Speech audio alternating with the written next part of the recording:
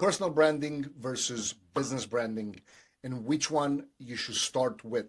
Which one do you need? I'm going to walk you through the same exact process that I followed when my wife came up to me a few years ago. For those of you that are not familiar with the podcast, with me personally and what I do. So my wife was running an eyelash salon. It's in the beauty industry. And so when COVID hit, she asked me, what do I think it's a good idea for her to kind of dive into in terms of scaling the business, as the times were kind of tough at that point because the beauty salons were the first ones that were shut down. So I said, well, there are basically two ways to grow a business. One is you either open up a salon in every major city, but obviously that was not an option at the time because all the beauty salons and beauty businesses were shut down.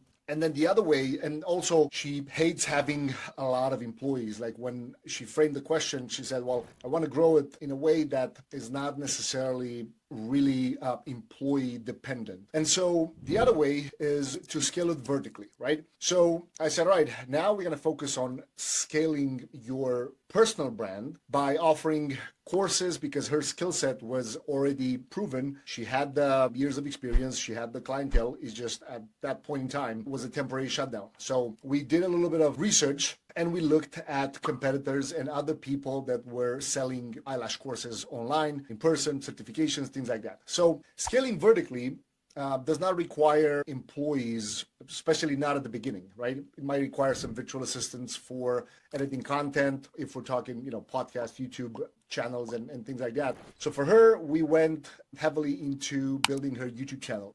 She did not have any YouTube presence at the time. And so scaling a personal brand for her was actually the most logical step at the time. But I had previous experience into buying a few local brick and mortar businesses and also selling one. Like my wife's first business was a cleaning company. And so when she got to a point where she had about 6 employees and she was kind of really to the point that she didn't want the headaches that were coming up because she's the type of micromanager, right? Like she really wants everything done to a T. And I said to her, well, look, there's no point for you to just close doors. Give me a few months. And so we put together a little bit of a package and eventually she was able to exit the business. And so for her, in that point in time, the most logical step was to focus on a personal brand rather than the business brand because the business brand was already existed. It was live. It was a temporary shutdown, right? So in your case, think about how you can replicate the option to even think of like what's the most logical step now, right? Now, if she would have asked me the same question, but the business itself did not exist, like the salon itself did not exist, I would have probably had a different opinion because the skill set, like I wasn't sure if the skill set was there. In this case, the skill set was there. And so it was just a matter of creating enough content to build authority around the skill set that she had and just start to sell and put together a couple products. So we started on the YouTube channel and then we launched a podcast and the first product that she actually put together was an online course, but it wasn't necessarily the best decision in my opinion because not having an audience and instantly starting to try to sell an online product, it came up to a very high cost of acquisition. Client acquisition costs were actually pretty high because we looked at the competition and the price points that they had in this industry, in the eyelash online courses, were anywhere between $97 to $197, and I think the highest sold at the time was $300 or so. We're talking online. In person, it was a whole different story, but because everything was shut down,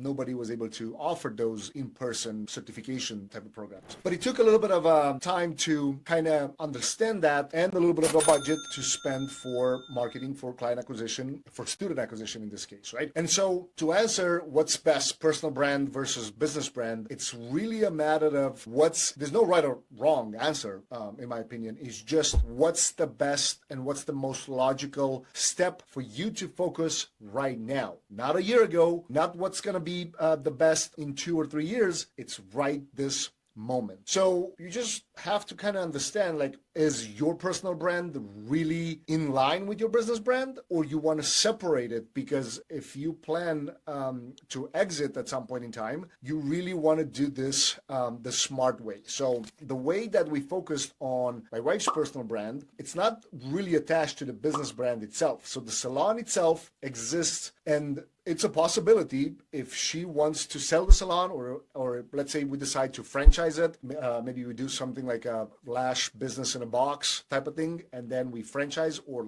license it. Many students had this question, like, can we use your brand's name to open another salon in maybe a different city or state for that matter, right? So the salon itself exist individually without affecting the personal brand, right? The same thing applies to the personal brand, right? If my wife wants, now she's never going to be able to sell her personal name, like, and she wouldn't want that, nor anyone would be interested in buying somebody else's name, right? Now, the products that belong to the personal brand can always be licensed, outsourced, right? Like, for example, she could always hire more lash trainers to hold trainings in person in the Boston area, or to record more trainings online, more online courses, things like that, without the salon itself being affected. Now, yes, they do complement each other to a small extent. And what I mean is, a lot of the students that come in person and get certified, they may end up coming into the salon to kind of test the service that they just been certified on, right? So they get a certification for some type of technique in this eyelash industry, and then they come in the salon to kind of test and see if the lash tech will provide the same quality type of service that they've been certified on, right? And then we added a little bit of a bonus in this business. It's almost like a different income stream, but it's still in a way connected, and it's called a product brand. So I remember probably 8 months in building personal brand and building the online course curriculum and actually putting together and selling these programs, my wife said, well, eventually I want to have my own product brand, my own list of products that I offer to my students, because that way I can test them ahead of time and I can be confident with the products that I'm recommending, because otherwise, if you recommend a different brand, you can never guarantee like how that brand is going to sell you, you know, a month, 2 months down the line. And so she worked really, really hard with a lot of different people that were selling these products in China, Afghanistan, and different countries. And they were able to kind of outsource from different places, different products. So now absolutely all the products that are being sold during these certification classes in person and online, both of them, they do come with access to these products. So the product brand exists also individually. Like the product brand itself can be franchised or can be outsourced or can be licensed, or whatever avenue we would want to go when it comes to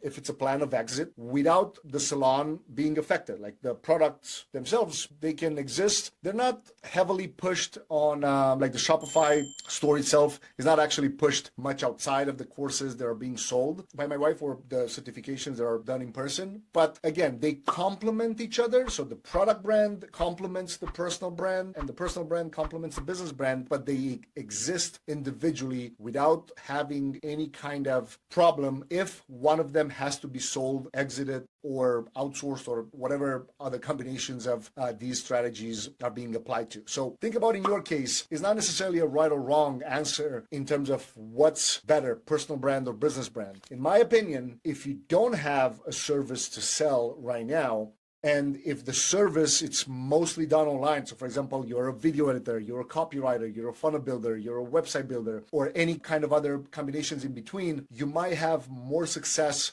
branding the services from your personal name just at the beginning. However, from a legal standpoint and from a business account standpoint, you should still have the actual business name, LLC if you're in US, have a separate bank account, and then focus on that business brand, at least showing up on the receipts, on invoices, or if you send estimates or things of that nature. Now, if you sell some type of service that it's in the local area, it's more of a brick and mortar type of, let's say, service. If it's roofing, construction, moving, cleaning, all of these things, you should actually focus on building the business brand, because eventually you would want to exit that thing at some point in time. And that business brand itself will act as an actual asset because you will start to get reviews. You will start to have, a domain with your website on and things like that. So then the other part is, in terms of building your personal brand, do it in a way that can be, again, separated from the business brand. And eventually, if you consider adding a product brand to it, that's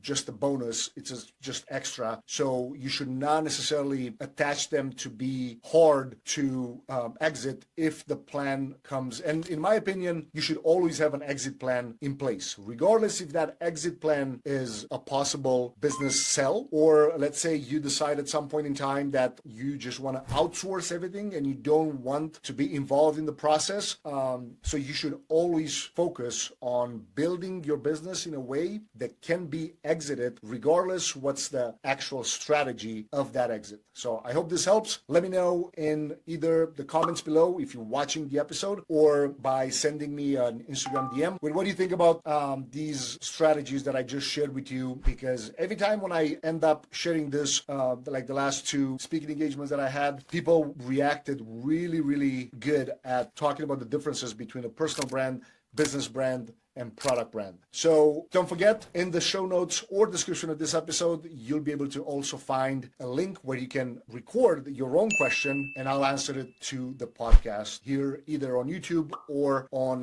Spotify, Apple Podcasts, or the platform that you consume. So I'll catch you in the next episode. Don't forget, you can also check the other episodes in the description of this one, because I always want to list at least 1 to 3 other episodes that are connected in topic. I'll catch you in the next one. Take care.